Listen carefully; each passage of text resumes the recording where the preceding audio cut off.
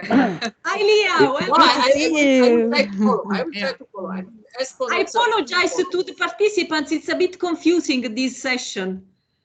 Think twice if you want to stay with us. We are a bit crazy here. It's gonna be fun. It's gonna be fun. We're so many. Yes. We also have our moderator just arrived. Hi, Leah. Yes, hi, and I'm sorry I couldn't make it earlier. I'm just like I just found time to eat very quickly after a meeting, but here I am. I think the people noticed that there was no moderator. Oh, please. But we are not yet online, right? I mean, we're not being streamed until 2:15, correct? We will not be streamed, but we will put the recording on the website. Okay, good. We have are time under to pressure. cut something here and there. Okay, good. I have a question concerning our short talks. Would it be possible to have just Iwona? I think we are four main conversations in the plans, and perhaps we go. You can't hear me? Is it all right? No. There are It's other fine. people talking. Iwona, it's fine. Yes. Yeah. Okay, thank you. I have just the question concerning our speak. Would it be possible to share the screen for showing 2 slides just to support the talk, or it's just impossible? You can. If it's only 2, you can. Yes, that's only 2. I know 5 minutes. I know. I have more than 2 slides, but I will be in 5 minutes. Okay. Because this will be not a theoretical framework about the quality of life. It will be practical. Leah, you want to say something? Yes, I'm a little bit concerned about the 5 minutes limit because there are 13 speakers. So if any of you can make it in less than 5 minutes, it will be better for us to run the session smoothly. And please do not exceed the 5 minutes because we need to give room for everyone to speak. Including participants. Yes, I am afraid that there won't be time for the participants. But we will see how it goes, right? I understand that we have the chat open so that participants can send their feedback on throughout the session. And then in the end, if there is a chance to open up the mics, we can open up. But if not, we will finish. We need to, this is another question I wanted to make in this last 5 minutes. Are we supposed to make a hard stop at 3:30? No, we are flexible. Okay, but I must tell you that I must leave at 3:45 at the latest as well, because I have another appointment. So I couldn't be for much longer. Yeah. I apologize for that, but no, I it's have okay. blocked my agenda for this. It's okay, Leah. Thank you. Hi, Mario. Thank you. Hi, good morning. How are you all?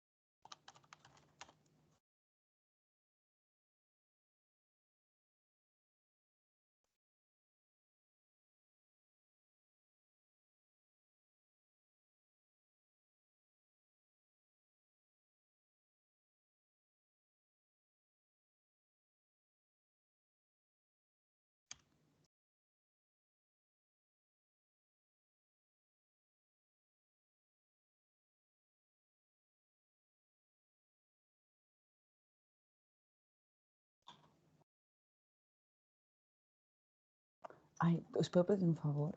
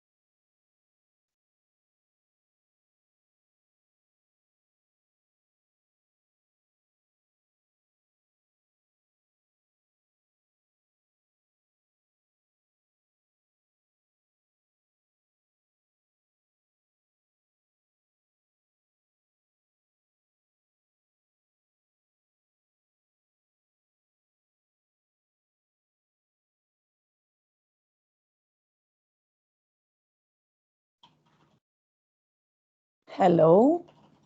Good afternoon, everyone. My name is Lia Brum, Research and Policy Officer at Metropolis, in charge of the Metropolis Observatory project.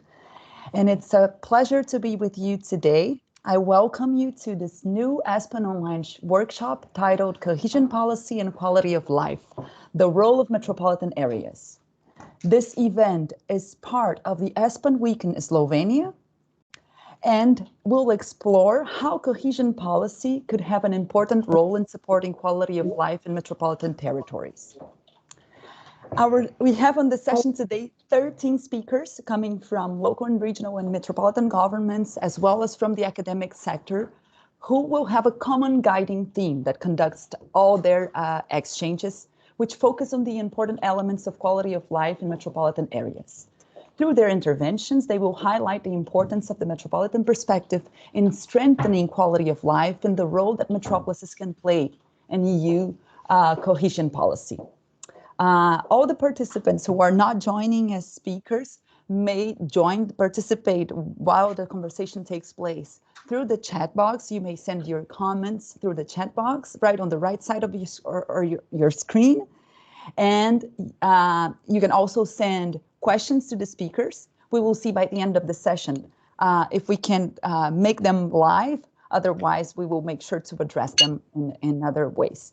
So before giving the floor to Piera Petruzzi, Senior Project Expert on European Outreach and Targeted Analysis, I would like to share a video with you that introduces the importance of metro perspectives for the quality of life in metropolitan areas. So I'm going to share my screen right now. Let me see if this works.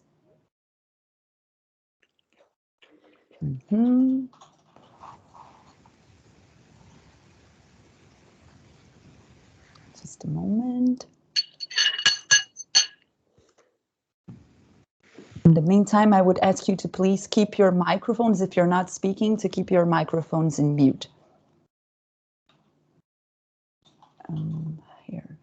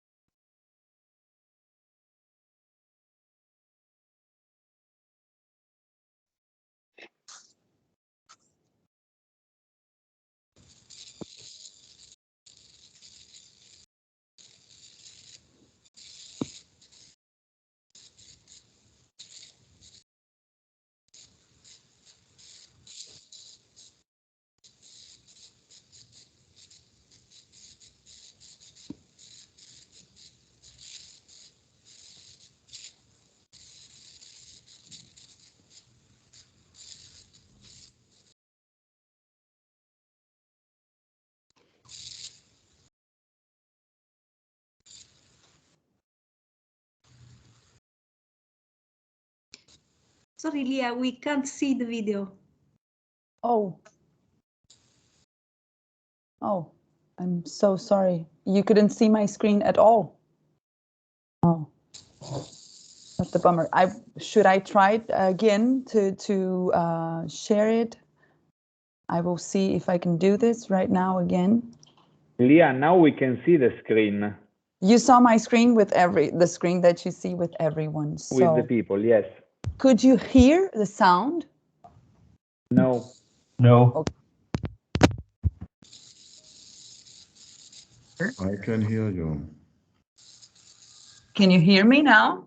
Yes, I can hear you. Yes. Yes. Okay. I'm going to, it's a short video, so I'm going to give another try. So, of sharing my screen again. Can you see my screen now? Yes. Yes? Yes. So I hope we can just play it again.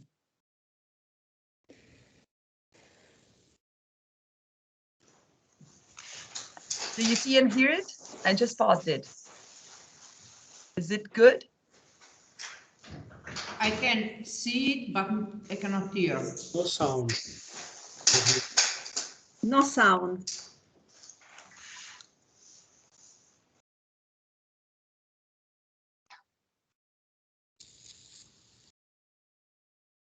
No sound.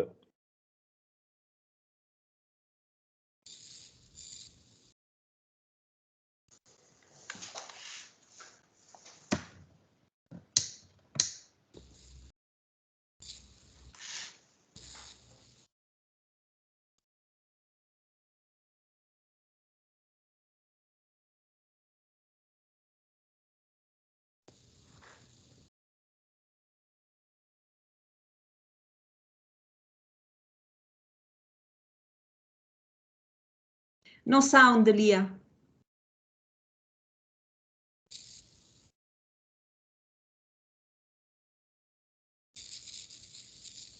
Please, hello.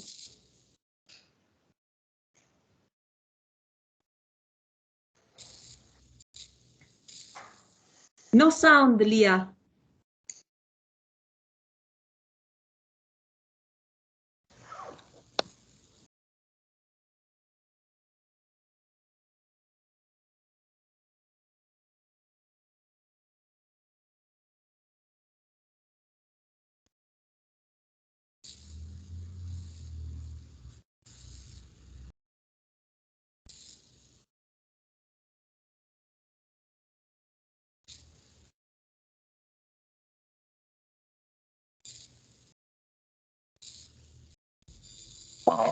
I would like to sincerely apologize because I understand that you couldn't hear the sound. I apologize for this technical problem.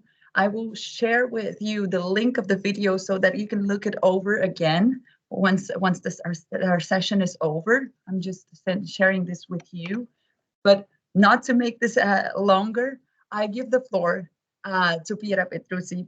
Piera, please, over to you. Thank you very much, Lia. Thank you, and hello from Luxembourg. Well, in this video, and you can see the link in the chat, two young people, Simone and Ilenia, were sharing with us their wishes and expectations with regard to metropolitan areas and cities.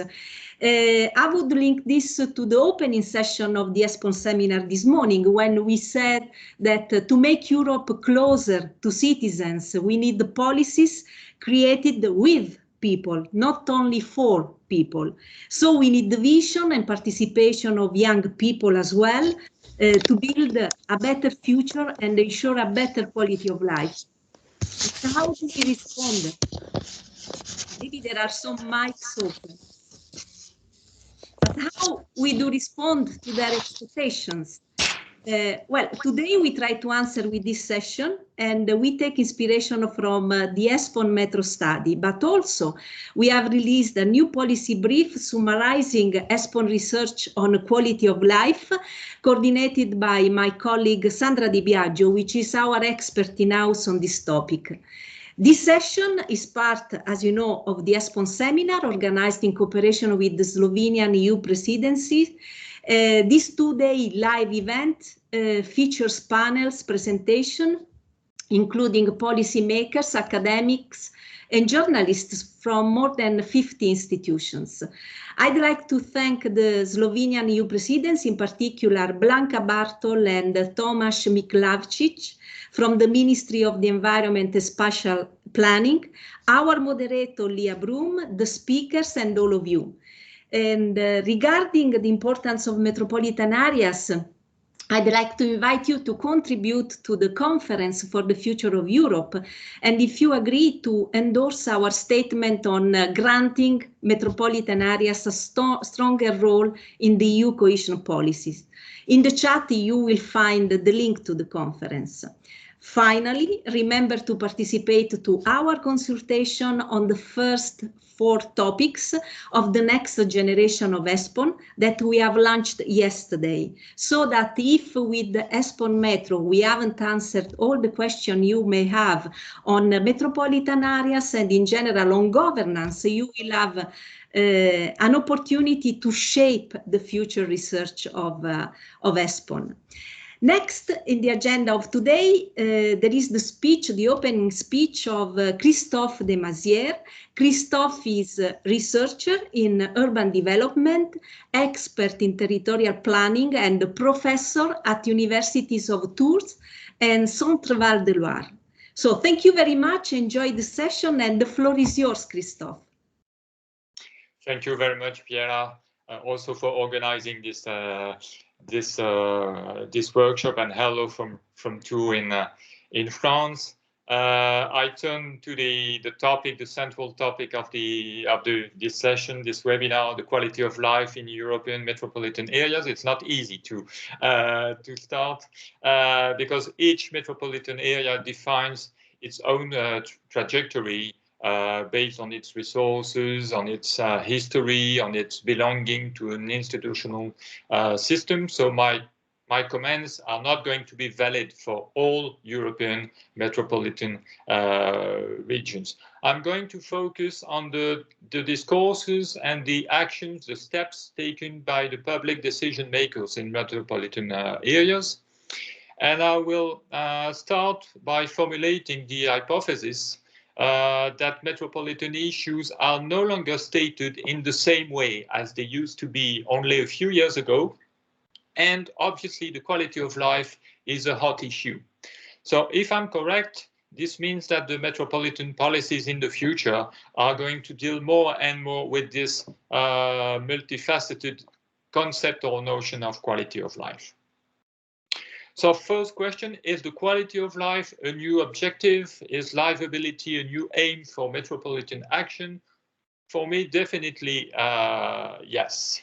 Really, I think that the metropolitan actors, whether elected or professional, they have distanced themselves from the rhetoric or the lexicon of competitiveness, technological innovation, or excellence. And for instance, they are more and more interested in the ordinary economy. But above all, they make the environmental priorities, I mean issues, really the top priority, which means that they are more and more concerned with the livability of metropolitan areas. They want to work towards more inclusive metropolises, more sober, more resilient, etc., etc. And this is not just rhetoric; it must be taken seriously, because some recent events have helped them to change their mind. First of all, the COVID pandemic. The pandemic has made us all aware of the interdependence between the local and the global aspects, phenomenon, let's say. Large cities have proved to be vulnerable because there is a link between urban density, population concentration, and the spread of the virus. Second factor, what people want. In metropolitan areas, more and more there is social demand for justice, for quality of life, and for access to nature. Thirdly, and more fundamentally, I think, the ecological crisis with heat waves, with floodings, underlines the limits of the urban development model as it used to be until now. So, second question now, are European metropolitan decision makers well equipped to deal with these new challenges? I mean, they want to face up these challenges, but do they have the capacities, do metropolitan governments in general have the capacities to lead this huge change? Well, I would say that in the field of urban development, which I know better, there is an ecological inflection which is quite noticeable. Planners refer more and more to the idea of a green city, a natural city, or even a rural metropolis. In brief, we enter a new era of city development characterized by the importance of nature for the quality of life in metropolitan areas. This said, the desire to be at the forefront of the competition between the large cities has not completely disappeared, of course, and some of the European metropolises, the least equipped, they still want to develop facilities or infrastructures to increase their attractiveness on a national and European scale. But elsewhere, the social and ecological damage caused by policies that gave priority to competitiveness have shown their limits. For instance, if we take into account the metropolitan housing policies, sometimes they were too focused on the elites, on the members of the knowledge economy that we wanted to welcome. Urban regeneration also may have led to processes of gentrification. This means that certain areas in the metropolitan region, like the central districts, but also inner suburbs, have become gradually inaccessible to the working classes or to the middle classes. These people, they have been relegated or pushed further away out to the periphery. And to reverse this situation, it is now time for policies that will address the daily lives of all those who live or all those who work in the metropolitan areas. So the challenge is to become fully livable, which is to fulfill the functions that are essential for life, being healthy, having a home, being able to move around, being in contact with nature. And this needs to be addressed at several geographical scales: the housing area, the neighborhood, the municipality, but also the metropolitan region as a whole. So this leads to a third and last question. What will be the governance of the new urban development model? I would say that until now, the livability of metropolitan regions has been, to a large extent, ensured by the outskirts of metropolitan regions. And if demographic growth is going to go on in the future, the metropolitan cores will need these peri-urban areas even more, because they constitute a land bank for building the housing that will be necessary. Also, we know that the social demand for houses with gardens is not going to decrease in many countries, and it has been even amplified by the difficult experience of lockdowns in the heart of metropolitan areas. So tomorrow, the fight against climate change will, on the one hand, slow down the densification of the central spaces of the metropolitan areas, and on the other hand, we should also acknowledge that suburbanization, as it has developed over time, does not satisfy the obligation to use land resources more sparingly. And also, it can lead to more commuting at a time when we want to reduce greenhouse gas emissions in metropolitan region. So the questions that are posed to areas on the edge of metropolitan region is how to reconcile construction development and the quality of the living environment while satisfying the provisions of climate regulations.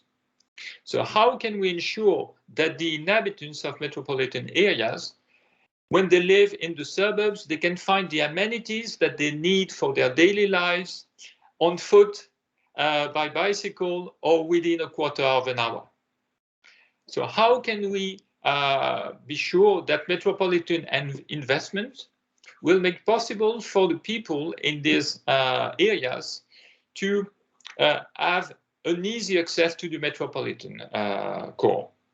And for the inhabitants of the dense out of the metropolitan areas, policies should also ensure that they have a right of access to nature, downstairs in a nearby park, but also in large natural areas that are suitable for nature-based leisure activities. So to summarize my statements and to open up the discussion, I shall say that the health crisis is shaking the framework for public action in the metropolitan areas. First of all, the ways in which the pandemic will end are still unknown. We don't know whether it will be brought to a finish or whether societies will have to settle permanently in a cohabitation with a changing virus. But in any case, health and more generally, good living is at the agenda of European metro regions. Second, with the economic slowdown and the rise in social spending, which is very visible in many European cities, the investment capacities of local authorities are sometimes lower now. And this may lead to reduce their ambitions about improving the quality of life. Thirdly, under the pressure of the effects of climate change, like heat waves, etc., the implementation of environmental regulations and law is going to push in the direction of sustainable territorial development policies.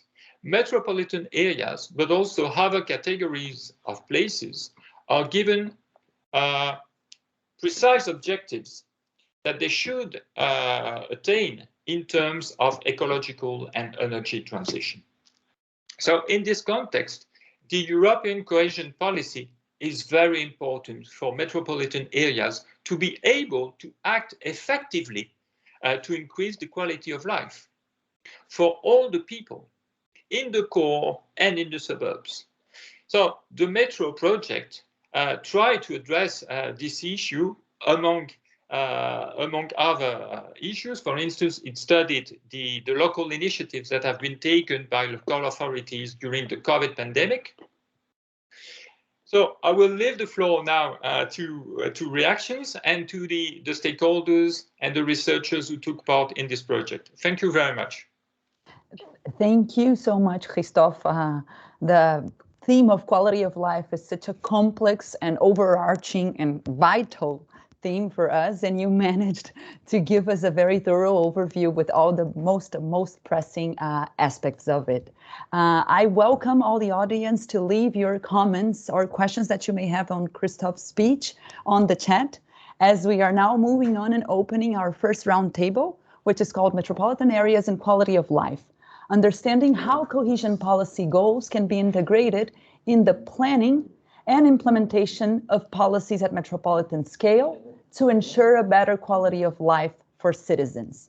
This part counts on the participation of great experts from the academic sector, and I'm glad to start with Giancarlo Cotella, Associate Professor of Politecnico di Torino.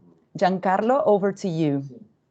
Thank you, Leah. I will share the screen for a few slides, because what I basically will do in my presentation, I think you see that, is to introduce the Metro project, to then allow some of my fellow research colleagues to elaborate further on our results. So if the question is how metropolitan area use the cohesion policy to ensure a better quality of life, we tried to answer this question in ESPON Metro by trying to understand how do metropolitan area on the one hand and cohesion policy on the other hand interact. So we have three policy questions on that. What role metropolitan area play in relation to the cohesion policy, and what is the added value of the cohesion policy for metropolitan area, both in their planning and implementation and in their governance and cooperation. We answered this on the basis of 9 case studies. So it was not a pan-European project focusing on all Europe. We had 9 specific case studies that you can see on the map, and we answered them for a tandem approach with one research institute that interacted very closely to the stakeholders that commission the project in the metropolitan area. And here today you hear both sides. You hear the impression and the results from the researcher, but you will hear also in the second roundtable the opinion of the stakeholders and what are actually they doing in practice. Stakeholders are people that are in their daily life busy with metropolitan policies around Europe, as you can see on the map. So what are the results? Some selected inside. The first one is that the metropolitan dimension is a mess.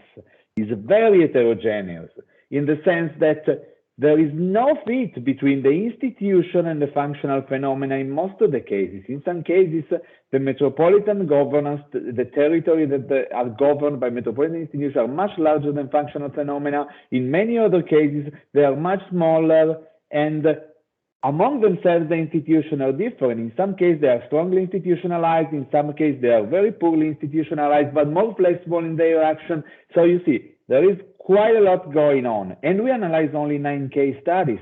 So if we analyze all European countries, then you find, you multiply this heterogeneity and complexity. When it comes to our question, however, and this is maybe a bit disappointing, we can say that in the period that just concluded, 2014-20, metropolitan area did not play any great role in the programming of the cohesion policy.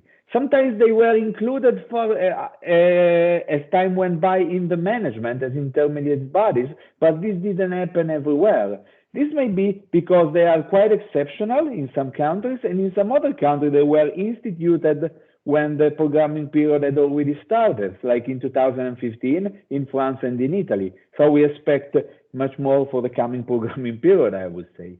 What is interesting is that in our case studies in 5/9, integrated territorial investment that by their origin were not born for that, has been used to somehow entrust metropolitan area for the management of the EU cohesion policy, and they worked quite well. When it comes to the added value that the cohesion policy, despite the scarce involvement of metropolitan area in its programming, played in the planning and management of metropolitan development policy, we can see that, and this is a good notice, this is a good news, that there is quite a general coherence between the EU cohesion policy goal and priorities and the priorities of metropolitan policies. In some cases, this is because metropolitan authorities somehow try to position their strategy within EU cohesion policy goals and priorities in order to channel resources more easily. Yeah? However, what we notice is that in some cases there is still a partial imbalance in the geographical distribution of resources between the center and the periphery of metropolitan functional area. Another interesting impact of cohesion policy in metropolitan governance is to enhance cooperation. In many cases, we notice how metropolitan authorities have been able, when they manage the EU cohesion policy, to use it as a leverage in order to somehow overcome the various interests of the municipality that they host in their territory and make them think and act together strategically towards the metropolitan perspective. And this is indeed very interesting. In some other cases, we notice that where metropolitan institutions did not exist as a formal part of the administrative hierarchy of the country, the EU cohesion policy has been somehow used to push forward the metropolitization debate in the country and to give a momentum to the possible future creation of metropolitan authority. We came out in the end of the project with a number of policy messages. I don't have time to resume all of them here, but I will just touch on them. For metropolitan level to strengthen their role in EU cohesion policy and to strengthen the added value of the latter for their policies, they should somehow prioritize. So identify what they can do best. What topic and thematic are purely, clearly metropolitan, and therefore they can claim a role in it. They should also establish an overarching and comprehensive framework for that and collaborate in establishing that with all the municipalities and other public and private actors that they host in their territory. And so collaborate inward, but also collaborate outward, meaning joining forces as they already do within metropolitan European network, like for instance, Eurocities, Metropolis, EMA, and so on and so forth. However, they cannot do it alone. There is a need of support from European and national and regional institutions in order to strengthen the metropolitan dimension of European Union cohesion policy. And in this concern, one very important thing is to somehow define a metropolitan development discourse autonomously from what is now the sustainable urban development discourse that permeates the European Union debate. Acknowledge the crucial role the metropolitan level can play in dealing with socioeconomic, environmental, and territorial challenges, and devolve part of the management of the cohesion policy to metropolitan institutions, also experimenting with ITI, with CLLD, and with the other tools that exist. That's it from my side. You can find everything from Metro on the website in a month or so, because we are now just arranging the last delivery. One point that I wanted to stress, however, because this I think is the good place, is that with Metro, we just scratched the tip of the iceberg, and really additional research is needed at a pan-European level in order to further explore, for instance, the overlapping between institutional metropolitan area and functional metropolitan cooperation and phenomena and so on. So to know more is more important to then develop better policies. And I leave you with the Metro priority hub and definitely keep on the discussion. Thank you, Giancarlo. Definitely. I think it's so important to keep researching and, well, to continue the conversation. We will not have a final single answer, but we are actually learning by doing from all the cases that have been researched. Now I'm happy to hand it over to Ludek Tsikora, apologies if I'm not pronouncing it correctly, from the Charles University in Prague.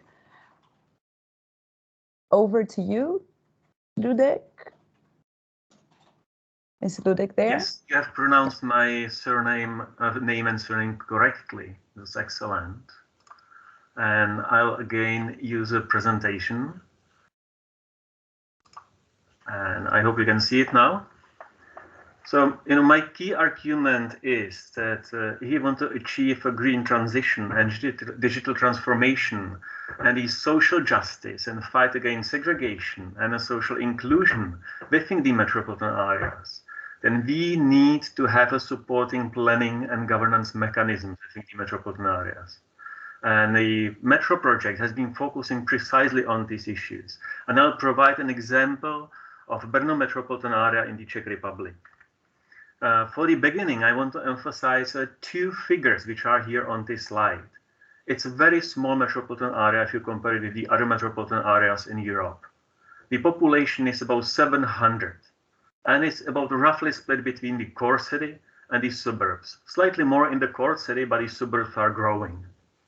The second figure which I would like to emphasize is that there are 184 municipalities within the small metropolitan areas. These are responsible for local finance, for local planning. And you can imagine that in a growing metropolitan area, there is quite a competition between them. But to achieve the goals in a green transition and in the digital transformation, we need them to cooperate. Actually, if we move behind the local government and we look on the daily life of citizens, and that's on the pictures here, all these areas integrated by daily commuting to work, to school, and also through the migration patterns. And here I want to refer to Ivan Tosic from the Metropolitan Research in Budapest, who has been for now decades arguing that we live, work, entertain ourselves in large territorial units, but the government is extremely fragmented. And Brno is one of these cases. Try to imagine that, I don't know, Netherlands has 400 municipalities, whole country, and here it's 184. And I think then Denmark has less municipalities than in this small metropolitan area. The issue of the metropolitan governance and planning is not something what has emerged recently. I might refer back to 70s when it has been already recognized during the central planning that there is a need for the planning of the settlement in regional agglomerations, but it has been top-down forced by the Communist Party. Since 1990s, there's been a heavy reaction against it. We've got a decentralization of power to municipalities, and the whole country we have over 6,000 of local governments. And it took nearly 20 years or over 20 years to recognize that we need cooperation and collaboration. And it has been a key role of the European Union and its cohesion policy, and specifically the instrument of ITI, Integrated Territorial Investments, which has stimulated the establishment of metropolitan institutions and establishment of the integrated metropolitan strategies with objectives of metropolitan development, which now enhance the quality of life of all metropolitan inhabitants in all these municipalities. And it also, the cohesion policy provided funding to implement the metropolitan goals. So over past 7 years, we've seen the metropolitan institutionalization. And I would like to emphasize that the decisive role was played and has to be still played by the European Union cohesion policy through the ITI instrument, but I think also through the other tools which might be used. And it helped to establish metropolitan dimension in national policies, so top-down policies within the country. It also initiated the establishment of mechanisms for governance and cooperation in metropolitan areas and urban regions, so the bottom-up stream. And it actually stimulated the external support for advocating for metropolitan dimension on the national level, and now also the activation of on the local level. So kind of the mutual top national and local cooperation. We work in Espon Metro in Brno. Brno is one of those metropolitan areas which I would say are the leaders of metropolization processes in the country. And their key word is, let's go beyond our limits. Let's foster metropolitan cooperation. And by going beyond their limits, they do not think only beyond the limits of the central city to suburbs, but also beyond the limits which we face with using the European Union cohesion policy. Because after the previous period, we recognized the availability of the ITI support and the dependence on the cohesion policy finances not only enhances, but in a way also limits the possibilities of metropolitan autonomy.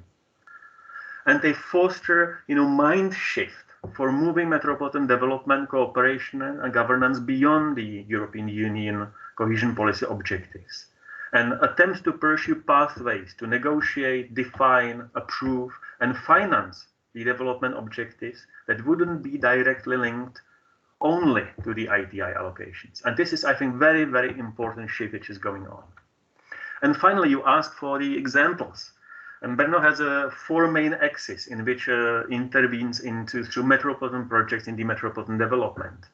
They are in the mobility and transportation, and you can expect this is most of the finance goes to transport infrastructures, but also important projects in social inclusion, in education competitiveness, and of course the environment and environmental change.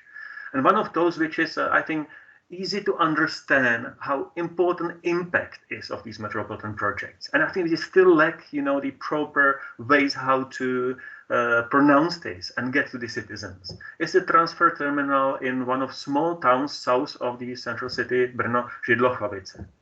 The provision of this terminal vastly increased the choices of means of transportation for local people, local citizens. To bring them to the terminal, bring them on a fast speed rail with a high frequency, bring them to the core city. It increased also the time, speed, frequency, quality of transportation. And this influenced not only citizens of one municipality, but multiple municipalities. And number of these projects which has been realized have these aspects. And that's, I think, our goal also in research and policy, to articulate these impacts and get them to the citizens. So that's the main message. Thank you very much for the attention, and I'm looking for a discussion. Thank you very much, Ludek, for the examples of Brno.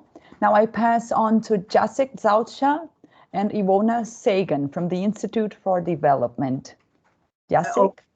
That's me who will speak in the name of actually whole our team. I hope that my screen is visible now. And my presentation. So just trying to be as short as possible with the issue that would take us hours for discussion. The whole context was actually already presented of our research, so no point to talk anymore. But just to position the metropole I'm representing on this speech, and we investigated under the project on your mental maps. I just present this this general information, telling that this is the metropolitan area in the northern part of Poland. This is the Port Sea metropolis, which is very important also from the quality of life point of view, and having 1.5 million of inhabitants, a little bigger than Brno, but still not the biggest metropolitan rank in European ranks. And what is characteristic of our metropolis, it is the polycentric nature created by the fusion of three core cities, Gdansk, Gdynia and Sopot. What is critical, all of the cities historically developed independently, and just the physical proximity melted them into one strongly urbanized area that it is now constituting the core of the metropolis. I was thinking how shortly to put the issue, how to link and why we are linking metropolitan policy and the quality of life.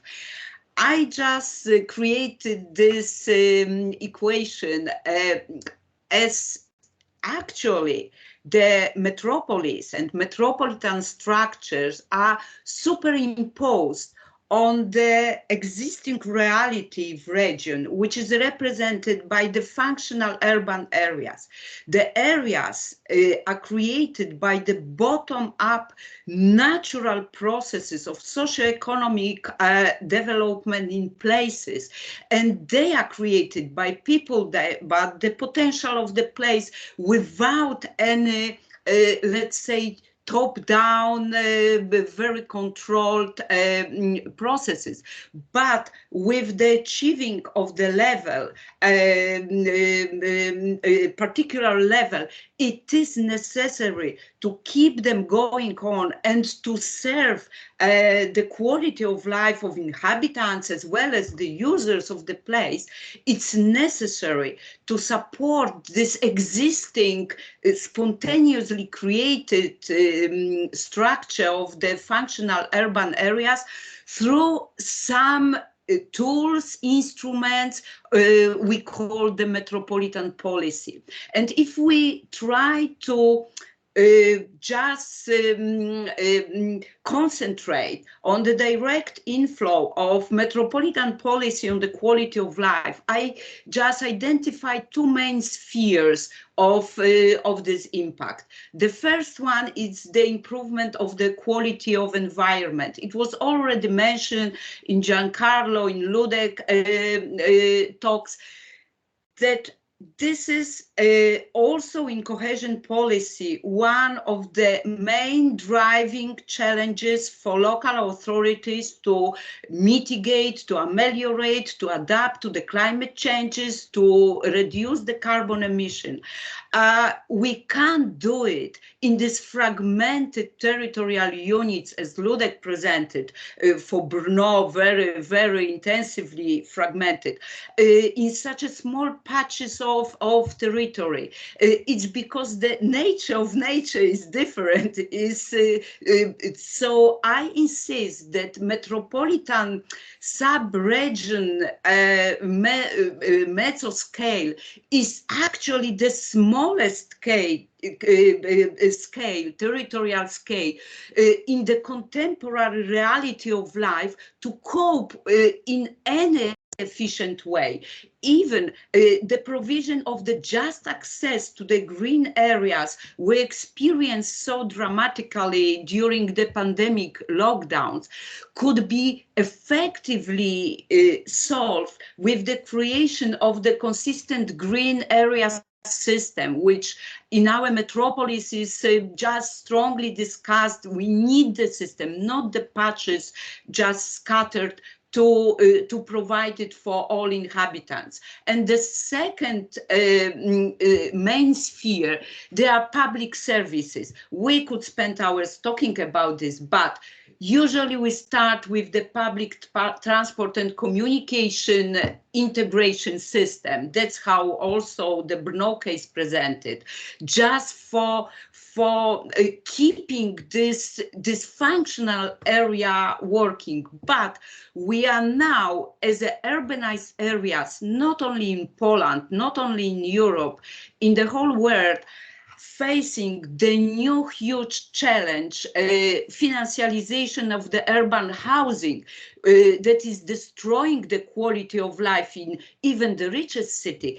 And only the potential from the Metropolitan housing policy could effectively compete this strong private domination of the property and housing market.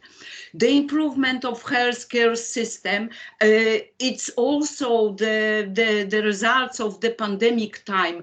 We recognize that having the resources, the infrastructure, even limited, by working together and joining, we can raise the efficiency of the use of particular places, just to, in many cases, solve even the life of people. So this is almost the existential need now to unify to work, and the provision of the higher level services. I emphasize higher level because especially in such spheres as education and culture, which needs to be provided of the highest competitive quality, we need the bigger power than this fragmented small municipal territorial units. So we really need metropolis as the reality of the world for the future. Thank you. Thank you so much, Iwona. In fact, this is the reality of the world, not only of Europe, so thanks for bringing that up as well. Now I pass on to Zaucha Kriszane. Again, apologize if I'm not pronouncing correctly, from the University of Latvia. Zaucha? Yes, Zaucha is here.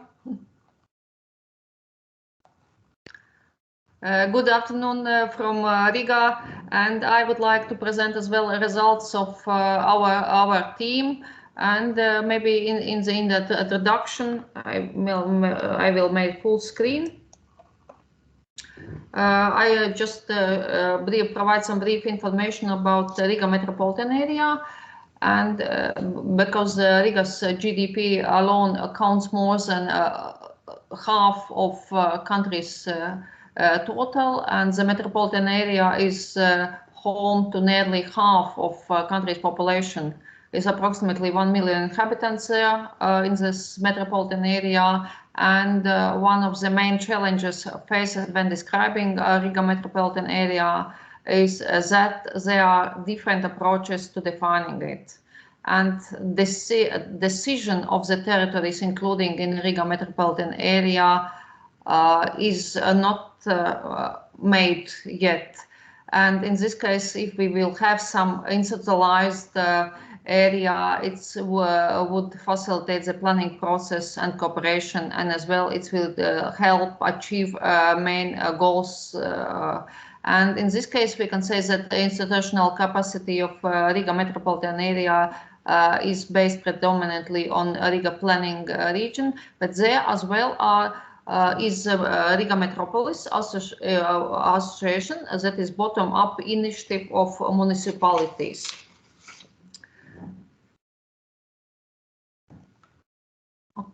In this case, regarding the cohesion policy and quality of life, I can mention just some main challenges.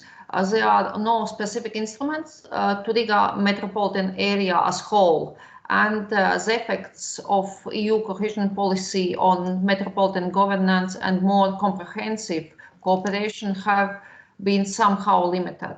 And the current EU cohesion policy reflects to investments in municipalities.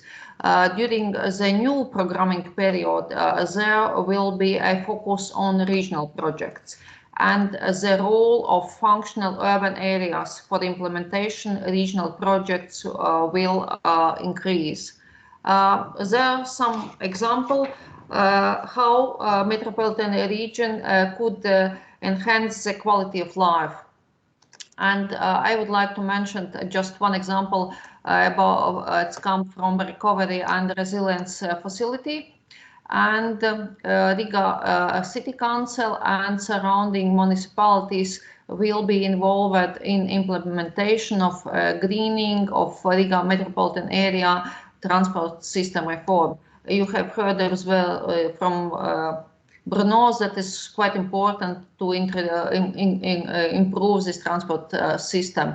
And this will be also include a substantial investment program in clean mobility, zero emission public transport, for example, construction cycle lines, and this shall be completed by construction of environmental friendly mobility nodes. And it's quite important to mention that it will be not just in Riga city, but as well in surrounding municipalities.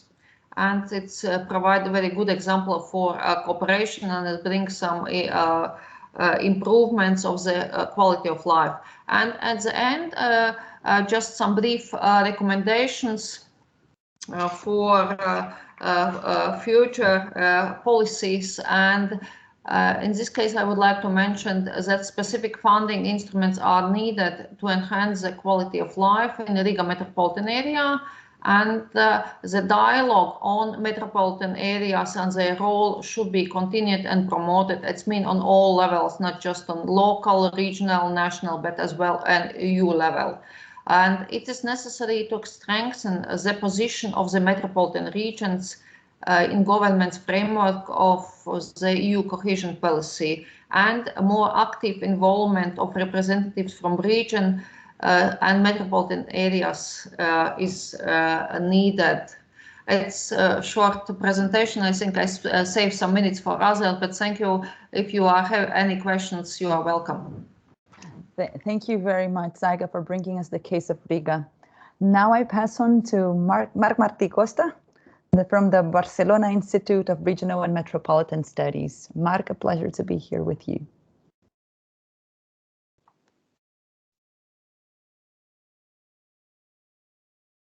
Hello, everybody. Good afternoon. I'm going to try to share my screen. Just a moment.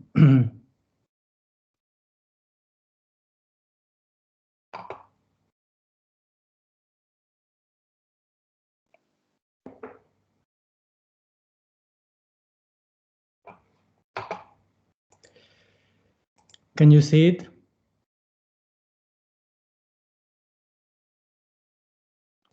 Yes, we can. Yes, yes. Thank you very much. Yes, thank you.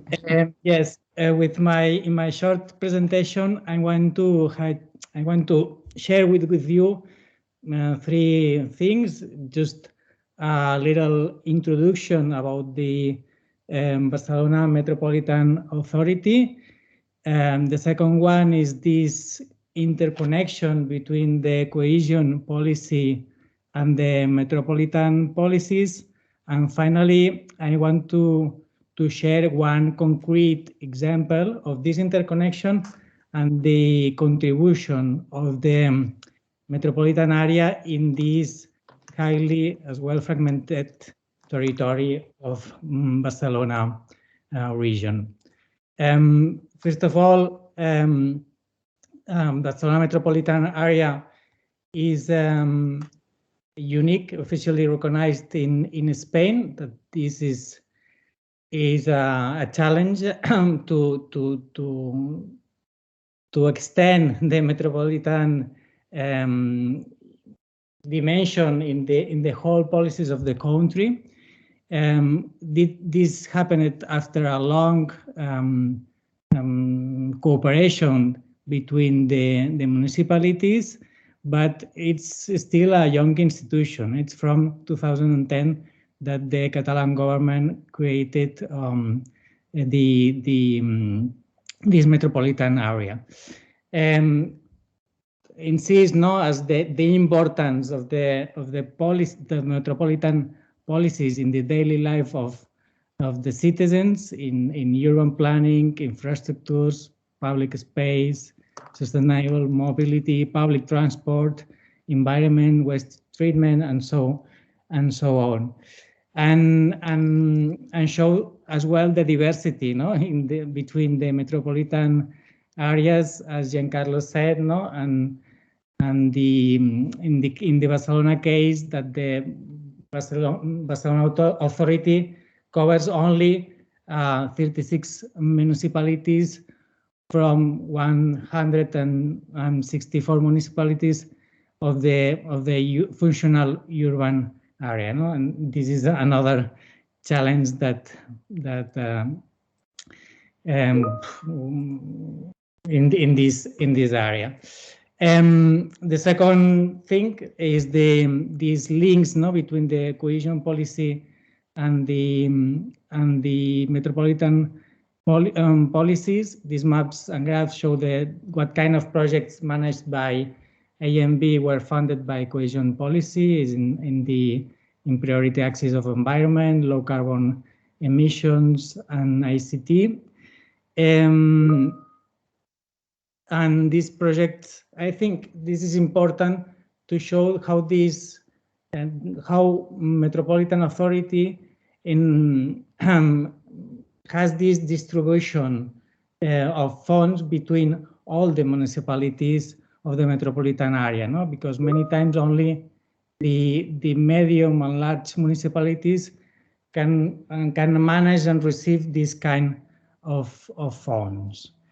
Most part of these projects were already planned by the metropolitan authorities, but the RDRF represented an extra funding and accelerate these projects. I'm going to focus in one of these projects, the Metropolitan Bike Lane Network, planned in 2016.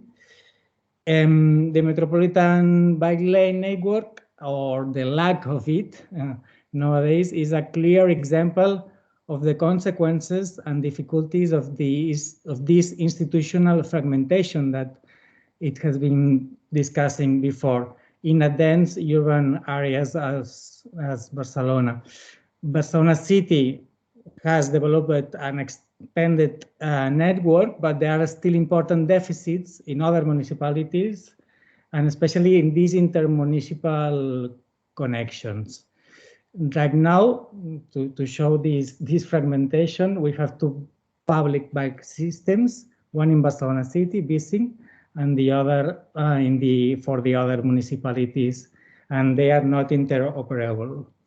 The current situation of climate emergency, the growing awareness about the pollution problems and the increase of the car use after the COVID crisis make these kinds of interventions even more critical.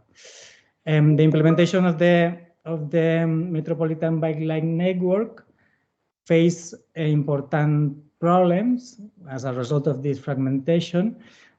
For instance, because the owners of the roads are the central state, the regional government, the provincial government, and so on, no? And are important deficits for municipal governments in the metropolitan area to manage and develop these works.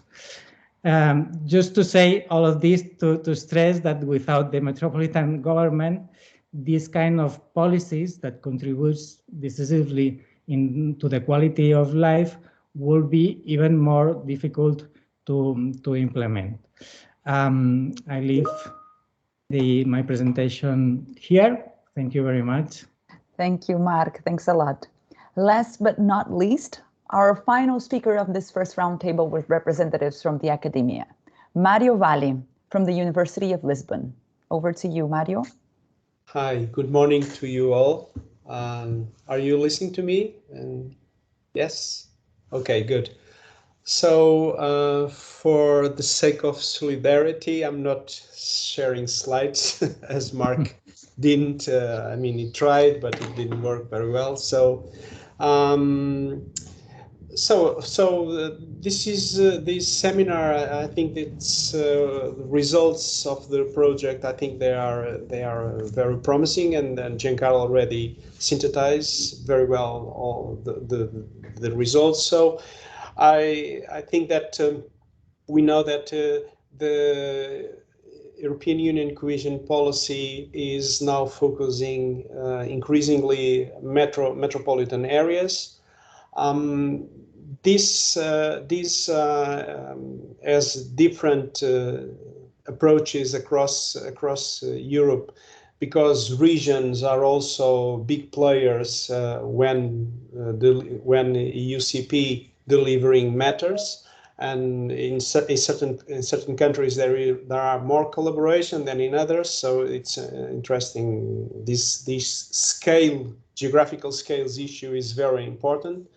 And then also many of the aspects that we talk and see as relevant for the quality of life, in many countries they are managed at the local level. So, and in certain countries you have many local authorities, so not big enough to deliver in a good way the agenda, but in other countries local authorities are big and well funded. I think this is the case of Portugal. We don't have really strong regions, but we do have strong local authorities. For instance, in our metropolitan area, we have 18 local authorities for practically 2.8 million. So these are large enough local authorities. So when we talk about metropolitan areas and the governance of the metropolitan area, the creation of the metropolitan area, although was organized by the central government, it emerged as a kind of new local authority, merging these local authorities and try to jump into areas that are not covered well enough by the local authorities. So one of the, I think, interesting plans that the metropolitan area of Lisbon developed was the climate change adaptation plan. So to mitigate and adapt to climate change. This is a metropolitan area Lisbon-wide plan, and so they were able to design a new plan for all the metropolitan area with concrete actions that are now, I think, going to have new funding for the next EU programming. So this is the typical way, a typical approach of the Lisbon metropolitan area gaining some traction. Other important area is mobility and transports, but basically mobility. Now they are the authority for all public transportation in the metropolitan area. At least inter-municipality, they have to be coordinated by the metropolitan area. So this is a huge and big step. But of course, there are a few gaps that I think that we should highlight here. I think one of the important gaps is housing. I think housing is the other dimension of the well-being in any metropolitan area. And I think housing is still managed by local authorities or central government. And I think that we need some sort of metro level coordination, articulating housing, environment, and mobility and transports. And I think that's new funds like the Resilience and Recovery Plan might have some support to that, and Lisbon metropolitan area can work on this. But still, I would finish saying that geographical scales matter, and I think it's very difficult at a EU level to adopt very common kind of rigid approaches, because what we learn in this project is that we have different ways that are political, contextual, and we should, one size doesn't fit all. That's practically, I would like to say. Thank you very much. Thank you very much, Mario. We will now move to our second roundtable. that will consist on the reactions from the stakeholders of the Espoo Metro on governing metropolitan areas and cohesion policy. I would like you to please note that we are almost 10 minutes behind schedule, so I kindly ask the speakers of this block to try to keep your interventions as brief as possible, and ideally no longer than 3 minutes. So I first give the floor to Claudia Fassero, head of the EU and International Projects Unit at the Città Metropolitana di Torino. Claudia? Thank you, Leah. I will try to be very brief. So, metropolitan areas represent a place where strategic, spatial, and environmental planning are the tools which can transform the phenomena of fragmentation and dispersion towards a path of collective and well-balanced growth, with the goal of providing the same level of quality of life of all these communities. The final Metro findings are emblematic in this sense. All 9 metropolitan areas involved started initiatives, investments, and strategies to connect places and people with the final objective of increasing their quality of life. As for the metropolitan area of Turin, characterized by a high level of fragmentation of settlements and by a greater percentage of mountains and rural areas than the urban ones, thinking about the quality of life of its territories means reflecting on how to build a polycentric metropolitan area, functionally interconnected and no longer based only on a center-periphery approach, livable and accessible in all its places, with different solutions according to specific needs. From the Espoo Metro case study on the metropolitan city of Turin, it clearly appears the need to strengthen the bond and the representation of the territories farthest from the urban center in order to contain the territorial and social marginalization and therefore promote a better and well-balanced quality of life.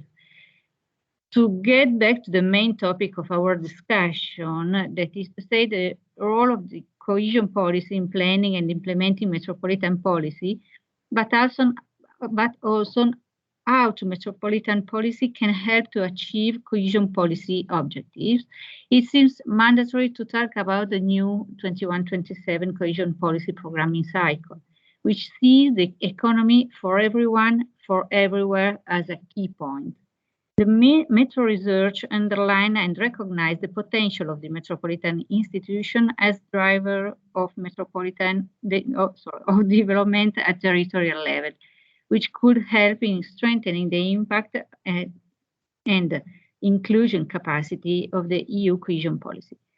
But it also showed that the institutional architecture of cohesion policy leaves little room for metropolitan level in the planning phase of the EU cohesion policy instruments, even if it has demonstrated the capacity of connecting communities and territories, urban, peri-urban, rural, and mountain in our case. Therefore, it seems more and more appropriate to recognize the potential and to strengthen the role of metropolitan areas, such as in Turin case, within the European cohesion policy, so that it can act as a relevant player in the multi-level governance system, and it can guarantee a balanced development model towards a good quality of life for everyone. So I don't keep more time, and I stay with you, and I will be very happy to answer to your questions. Many thanks, Claudia. Thank you. Let me turn now to Clémentine Dubois, Officer for European Cooperation at the the metropolis of Lyon. Yes, thank you. I will be quick like Claudia. For us, one of our big priorities is to adapt the territory of the metropole of Lyon to climate change. For example, by reducing the heat island with more nature in cities, but also with soft mobility and other example what already said. Our policies about quality of life match with the policies that European Commission is putting in place, especially with the Green Deal. For us, when the operational program will be approved in the cohesion policy, we want to submit the majority of our project to ERDF, ESF, and other programs because for the cohesion policy is really a good and important opportunity for us to strengthen our metropolitan actions. And for now, we are also still waiting about how we will be configured the future integrated territorial investment. And this tool is for us really efficient during the last period. So we hope we will be we can manage one in the next period, but we will still waiting. And it also helps us to implement projects with a bigger impact and more integrated to our policies and to European Union policies. And to finish, maybe a word about the French European presidency. So the states involve us and other metropolitan area and city to organize some events during the next 6 months. And for us, it's a really good opportunity to discuss territorially about quality of life subjects. And for example, the Lyon metropolitan area will organize a conference about homelessness. And it will be an opportunity to discuss about common issues and territorial issues about these subjects, and also at the European level. Thank you. Merci beaucoup, Clémentine. In fact, it's the excellent housing festival of Lyon, right? Very, very, very good one. Now we will listen inputs from Sandrine Demaziere, policy advisor at the Brussels Capital Region. Yes. So thank you very much, Vera. I wanted first to mention 2 projects that Brussels Capital Region is currently involved. One is the implementation of objective indicators for measuring the living environment, and more specifically on the search for an objective approach to measure the quality of the living environment in the Brussels Capital Region. And for that, we are working on 5 dimensions: natural environment, built environment, the human environment, and the provision of services and facilities and mobility. And to also enrich this current research, we are also involved in a Metropolis project on the living environment assessment for better urban planning. And so this project also will help us to complete our regional project with more subjective indicators, but also because what I heard before in the previous presentation, I wanted also to mention a pilot action of the territorial agenda that we have proposed with the 2 other regions of Belgium, because we are talking about functional urban area, and the functional urban area of Brussels is actually extending to the 2 other regions of Belgium. And so the European level can provide us with an opportunity to initiate and impulse cooperation between the 3 regions at the functional urban area level. So not only the cohesion policy, but in that case, the territorial agenda could be an opportunity. And more specifically, this action is intended to actually study how to preserve open spaces, limit soil sealing, and urban sprawl at the level of functional urban area. And in Brussels, it means also, because it has been also mentioned, working on a quality densification. So it can be densification in the periphery area that is very green, but also de-densification of the core where there is a clear lack of green area. And of course, this question of preserving or creating open spaces and limiting urban sprawl also lead to competition between different logics and needs: quality housing, preserving biodiversity, keeping productive sites, also to produce basic services in the city more locally and within a territory that is limited and we cannot extend. And this question of basic services and goods along with support in affordable housing and quality open space is very important for quality of life of a metropolitan city, such as Brussels, that's, for instance, is at the top of the GDP ranking, but score very poorly in terms of poverty, of pollution.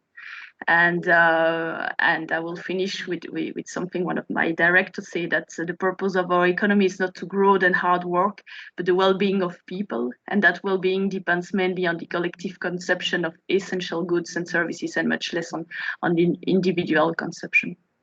Thank you. Thank you, Sandrine. Very inspiring in so few minutes. We now have Joanna, but I have a very hard difficulty pronouncing Polish last names. Bogdziewicz-Wróblewska from Gdansk-Gdynia-Sopot Metropolitan area. Joanna, over to you. Thank you very much. Good afternoon. And in our metropolis, concentrated key problems in the field of energy and environment, transport or social issues. And we're trying to solve these problems by implementing different projects as a part of the implementation of our strategy in cooperation with experts, stakeholders on the basis of project experience. We have developed good practices and recommendations for future projects, common standards, it's called, concerning support for people with special needs or migrants or transport hubs. We plan to implement these standards in the cohesion policy project in current financial perspective in the area of our entire metropolis. We're also engaged in a dialogue with regional authority about the possibility of using our good practices in a regional area, for example, through new guidelines for projects. Referring to the statement by Professor Iwona Sagan, we also plan to develop solutions for the green transformation of our cities and towns. We have a draft metropolitan plan for adaptation to climate change. We plan metropolitan strategic projects to improve public services, including housing and education. And common values and knowledge sharing are the most important. We share this knowledge and experience to improve the quality of life in small towns and as well as in a larger city in our metropolitan area. And we are very grateful for the invitation to participate in the ESPON project, and thank you very much. Dziękuję, Joanna. Thank you. I have to improve my Polish indeed. Let me give the floor now to Filipe Ferreira, a General Secretary of the Lisbon Metropolitan Area. Filipe? Thank you, Leah, and thank you, Pierre, for the invitation.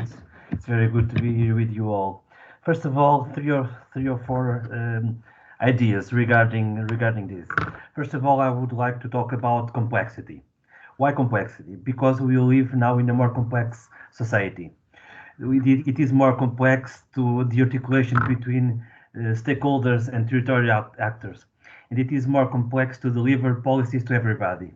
Hence, we have a complexity problem. And what is the solution? What metropolitan areas can bring to the table?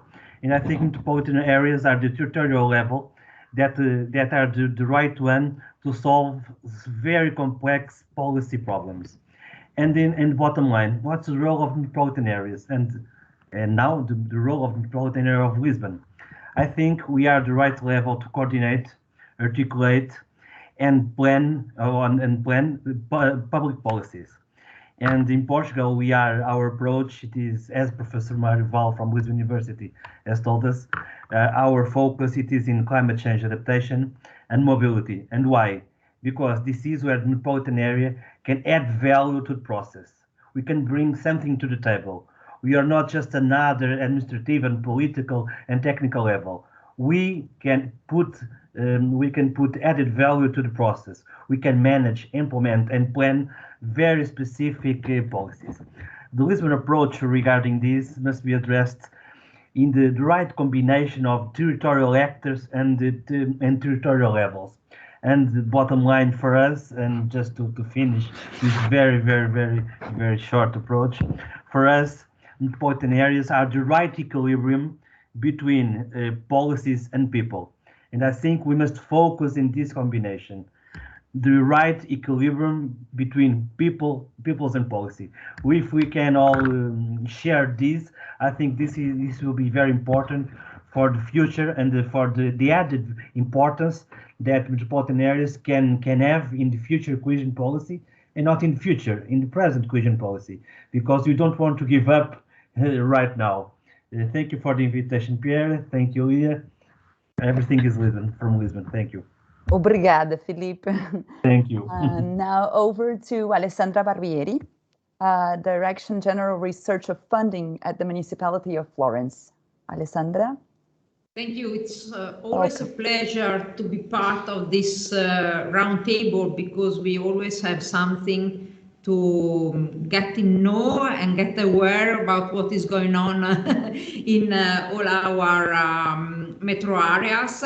Everything it's already been said. Let me say, I just want to underline that something is evolving, let me say, at EU level. Something is evolving also, I think, at national level, at least in Italy, because thanks to the experience that is ongoing for these extraordinary funds arriving from Next Generation EU, that are focusing on the well-being, by the way, because it's a sort of recovery from the pandemic time that has been so impactful. And the pandemic shows, at least in Italy, that the most impactful area where the people are placed and lives, that are cities and metropolitan areas, and give us the opportunity to see how it's fundamental to be involved since the beginning, not only in the management of the funds or the realization of the projects, but be part of the process in defining and the decision making what is needed, because what is needed is something that just the people that is living on the territory can show to you. And the participatory process that are defining the activities that are in place, as being shown by the example of projects that are ongoing, show what is the quality of life for citizens.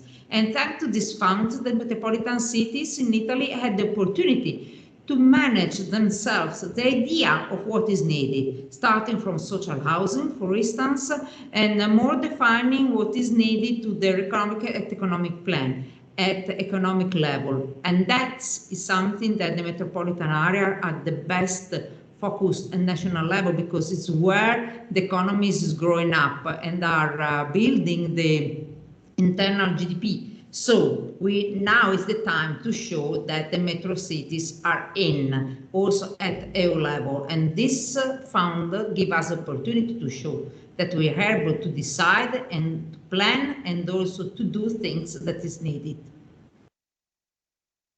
Very fast, not very focusing on projects, more on planning, but I think this is one of the focus we have to show, the meaning of the collaboration as been shown, and also of the multi-level governance. And I think now is the times to give a role to the local entities, metropolitan areas and cities. Definitely. We are all the same family. Definitely, Alessandra. Grazie mille. Finally, the last words of this roundtable are to Xavi Tiana, Head of International Relations of the Barcelona Metropolitan Area. Xavi, over to you. Hi, sorry, Leah. Xavi could not be able to attend. I will intervene for the Barcelona Metropolitan Area. He asked me to apologize. From the Barcelona Metropolitan Area, we try to coordinate as our colleagues our planning strategies with the objectives of the cohesion policy, also in relation to the quality of life. In fact, the general objective of our Metropolitan Action Plan for 2019-2023 is to improve the quality of life of our metropolitan population and to reduce inequalities. This general objective is deployed through some specific objectives that also put the citizens at the core of our strategies. So to name some of them, one is to promote a metropolis that is socially cohesive, to establish a good offer of affordable housing and to guarantee the quality of life in our neighborhoods, to promote sustainable mobility as our colleagues, to preserve natural resources and the environment, to promote an environmentally friendly economic model that serves as a tool, as a driving force behind employment and well-being for the population, and also to guarantee a governance model that is based on proximity and that involves citizens in the management of the public services. This is a way also as well to guarantee our citizens the right to have a good administration, and this must be a right for the citizens. Also, to finish, in line with the Metropolitan Action Plan, we have some sectoral plans and strategies that place citizens at the core of our strategy. The Urban Master Plan, the Urban Mobility Plan, the Plan to support municipal social policies, the Action Plan for Sustainable Food. Barcelona is the World Capital of Sustainable Food this year, and this is as well a very important matter for the well-being of citizens, and also the international plan of the Metropolitan area of Barcelona, that is one of the first international plans of a metropolitan authority, and is a tool for the entire territory and institution to achieve these objectives, no? And for sure, the Metropolitan Action Plan objective, that is to improve the quality of life of the population. And that's all. Thank you. Thank you. Muchas gracias. You are also Xavi, right? So you're a great substitute. You did it very, very well. Thank you very much. And as Iwona said in the beginning of the session, indeed, we could be hours speaking about all the topics that you brought to this conversation on quality of life. All of them very necessary and very interesting and relevant. But unfortunately, we have already exceeded the time planned. So I will hand the mission of wrapping up the session to Pietro Reviglio, Policy Officer at Eurocities. Pietro, concluding remarks on your court. Thank you, Leah, and thanks everyone for this very interesting intervention. I think we covered so much, and I will try to be brief, as mindful of time, of being already over time. But just a few remarks, I mean, from the Eurocities perspective, from the European perspective on all this, which is quite interesting, I must say. But just first, a few consideration on, well, the basic message of this event, which is really about how metropolitan areas connect with quality of life. How do they contribute to quality of life, and why does it matter? So, of course, we are quite aware that the policy at local level are quite crucial to influence the quality of life of people. And of course, we've seen this even more so during the pandemic. And this is quite clear that if we look at also metropolitan areas and the competence in theory that the metropolitan areas should have, and in some cases have, we see that they cover a lot of determinants for well-being, and they contribute to deliver, for instance, critical and basic public services such as housing, mobility, health, education. We covered in today's discussions already a few of this, but I would not limit, let's say, the contribution of metropolitan areas on critical and basic services, but also on the ecological services. I think we heard quite a bit mentioning, for instance, the importance of metropolitan areas in delivering green services, green areas, and also in coordinating also the delivery of energy, of water, or this kind of services, which are quite important for basic needs and basic determinants for quality of life. But then, of course, we could go on and talk about recreational and public spaces, which are quite crucial, but also metropolitan areas' contribution to circular economy, and also so the wider quality of life in terms of also the quality of nature.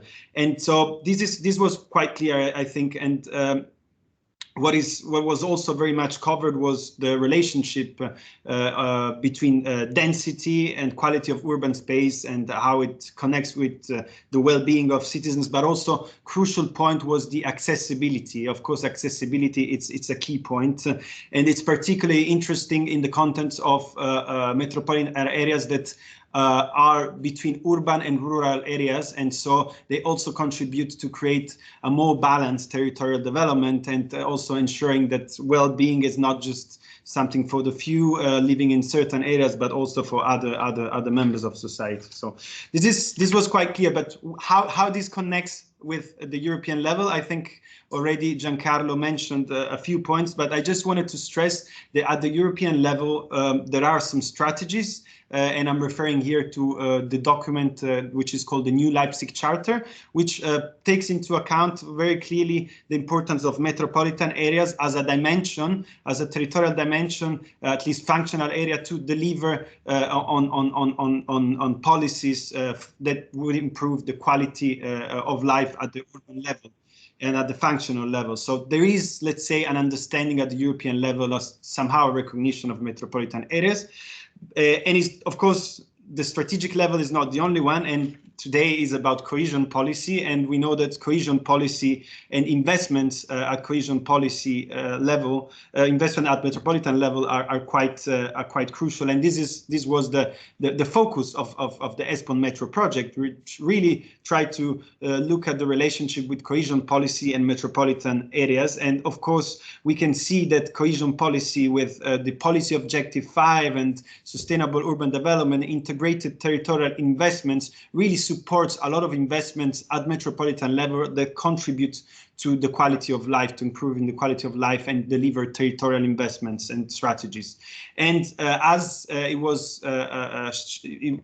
is showed in the Metro research, this cohesion policy investment really helped to increase the relevance of metropolitan areas and its governance, its administration in the past years. And so, of course, different, we said many times, no size fits all. So of course there are different approaches, different effects, and different ways in which these investments have been delivered through cohesion policy to increase quality of life. But what is important, I think, in terms of looking forward, looking ahead to the next programming period and the delivery of operational programs in the next phase, is really and I think it's something that comes strongly from the ESPON Metro project, is that there is a need to go a step further and to look at, of course, in each different context, how this metropolitan dimension can be further reinforced, either by a stronger institutionalization or by informal arrangements that enable a stronger delivery and a stronger strategic and administrative support for metropolitan investments. And this is quite important, even so in the context of the recovery plans, and also in relation to that, as was mentioned by Alessandra, some member states are using this opportunity to strengthen this and to strengthen the relationship and the multi-level governance. And of course, when looking at this recommendation, we have to look at the European level, where there is, of course, a lot that can be done, but also at national level, it's quite important to use this next programming period, this next investment phase, to strengthen metropolitan areas, so as to strengthen the capacity for local authorities to deliver on the quality of life and improving the quality of life. Just one last point. I know we're already over time, so just one last point in relation to the reason why it's quite important to work also on indicators and for the quality of life. I think this is something that ESPON really stressed in its work, the importance of having indicators that can be disaggregated, so that we can look at the impact of policies at the disaggregated level, so that also policymakers can make better decisions to implement their policies and understand who's going to be affected by what. And this is particularly important because we realized, for instance, with the COVID crisis, that the impact of COVID was very different on the quality of life depending on where you live. And if you don't have data at the disaggregated level, you're not going to be able to react and to work in delivering this quality of life objectives for everyone. So this is quite important, and there is hopefully a movement towards more disaggregated data at NUTS3 level, and this will be quite important to enhance the capability of metropolitan areas to deliver on quality of life. Of course, that's one aspect. The other part of the story is being better recognized in the multi-level governance, both at the EU level and at the national level. And this is something that I think with ESPON, as Eurocities, as Metropolis, as EMA, we will continue to do so. And hopefully we will have more interesting research opportunities and opportunities to develop even more the evidence on why metropolitan areas matter for the quality of life and how to strengthen them. So I will stop here, but thanks again. Thanks for the interesting discussion today.